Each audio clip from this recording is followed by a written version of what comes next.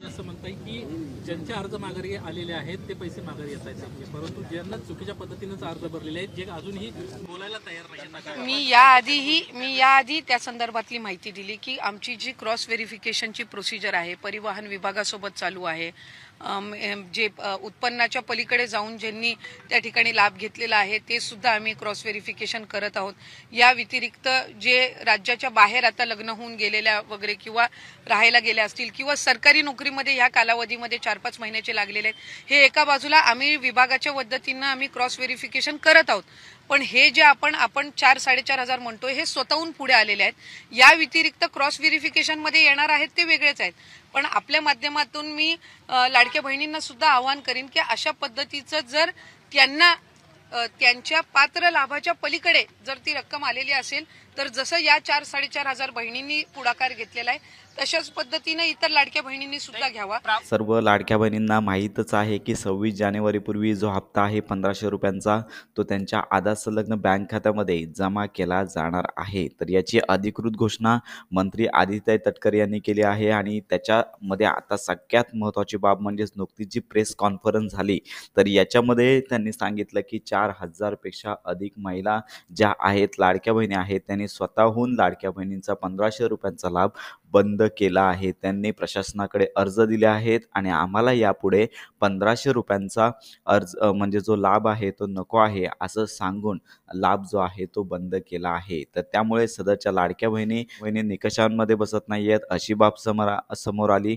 आणि त्यामुळे त्यांनी आतापर्यंत जो लाभ घेत आहेत तर आता तो लाभ त्यांनी स्वतःहून बंद केला आहे.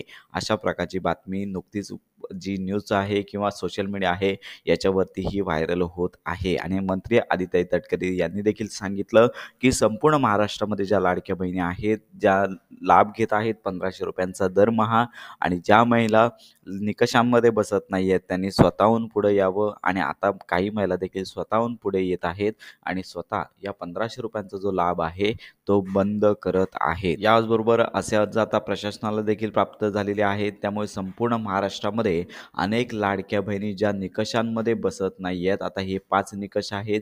एक म्हणजे तुमच्या घरामध्ये 4 चाकी वाहन असेल तर, दुसरं म्हणजे दुबार नोंदणी, दोनदा नोंदणी असेल तर, तिसरी म्हणजेच एकापेक्षा अधिक योजनांचा लाभ 1500 रुपयांपेक्षा जर अधिक जर लाभ भेटत असेल तर अशा महिला देखील अपात्र ठरतील. त्याचबरोबर चौथं म्हणजेच पाहू शकता की काही स्थलांतरित महिला म्हणजे परराज्यामध्ये गेल्या असतील आणि अजून लाभ घेत असेल तर अशा प्रकारच्या ज्या महिला आहेत तर यांचा लाभ आता डॉक्युमेंट व्हेरिफिकेशनची प्रक्रिया ही कायमस्वरूपी चालूच राहणार आहे आणि त्या अंतर्गत जर या निकषांमध्ये जर लाडक्या बहिणी बसत नसतील आणि लाभ घेत आहेत त्यामुळे अशा सर्व लाडक्या बहिणी आहेत तर यांच्यासाठी मंत्री आदित्य तटकरे यांनी सांगितलं की व्हेरिफिकेशन हे होतच राहणार आहे आणि व्हेरिफिकेशनमध्ये ज्या लाडक्या बहिणी अपात्र ठरतील लक्षात घ्या की सर्वप्रथम तुम्हाला आवाहन करण्यात आलेलं आहे की जर तुम्ही अपात्र ठरत असाल तर तुमचा लाभ आहे तो बंद करा, स्वतःहून पुढे या, तर तुम्हाला जे लाभ आहेत किंवा तुमच्याकडे पैसे यापूर्वीचे दिलेले आहेत ते वसूल केले जाणार नाही आहेत.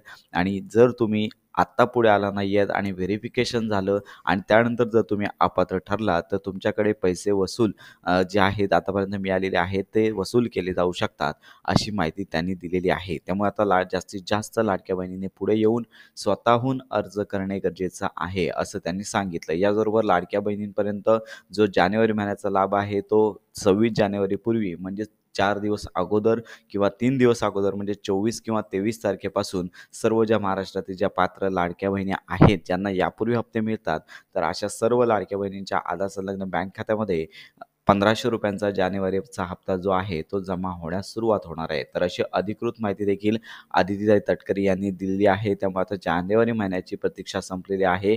लवकरच लाडक्या बहिणीच्या बँक खात्यामध्ये जानेवारी महिन्याचा 1500 रुपयांचा हप्ता आहे तो जमा केला जाणार आहे. तर अशा प्रकारे ही महत्त्वाची माहिती इतरांपर्यंत नक्की शेअर करा. लाडक्या बहिणींसंदर्भात सर्व अपडेट्स आणि खात्रीशीर माहिती मिळवण्याकरता आपल्या मराठी अपडेट गुरु या यूट्यूब चॅनलच्या कनेक्टमध्ये राहा.